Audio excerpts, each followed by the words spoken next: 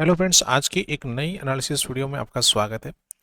आज जो है निफ्टी ने जो क्लोजिंग दी है वो क्लोजिंग मिली है 24,335 की क्लोजिंग है। जो लास्ट क्लोजिंग से सिर्फ 7 पॉइंट प्लस में आके क्लोज किया निफ्टी ने, जबकि बैंक निफ्टी ने जो क्लोजिंग दी है वो क्लोजिंग मिली है 55,391 की क्लोजिंग है। जो लास्ट क्लोजिंग से 41 पॉइंट माइनस में जाके क्लोज किया है बैंक निफ्टी है। ठीक है, यानी कि कोई बड़ी सी अपसाइड या डाउन साइड में कोई क्लोजिंग हमें देखने को नहीं मिली, यानी कि फ्लैट जैसी क्लोजिंग देखने को मिली हुई है दोनों इंडेक्स के अंदर।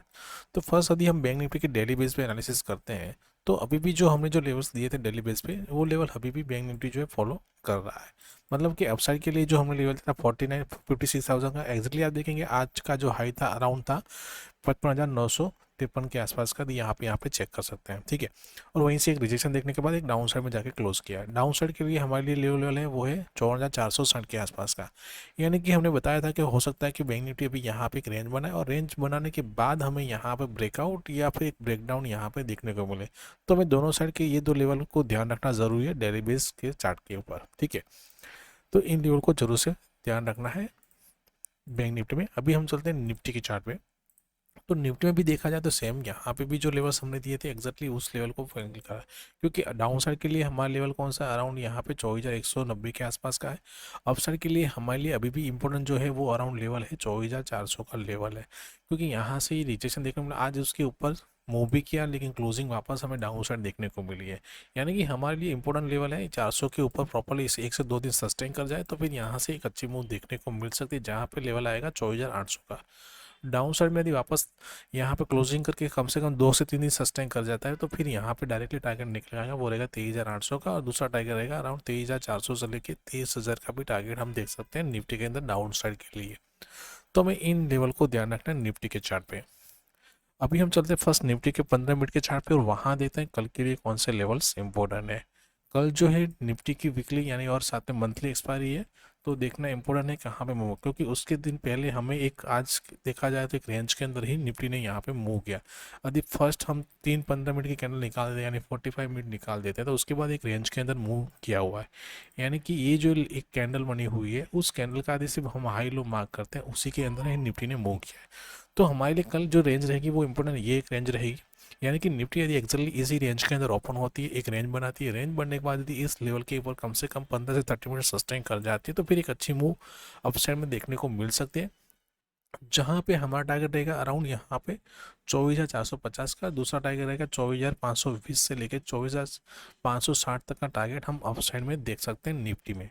लेकिन डाउन साइड में यदि इस लेवल का ब्रेकडाउन होकर सस्टेन करता है तो फिर यहाँ पे डायरेक्टली टारगेट निकल के आएगा, वो रहेगा 24,200 का, 24,100 का, और डायरेक्टली 24,000 का हम टारगेट देख सकते हैं निफ्टी के अंदर डाउन साइड के लिए।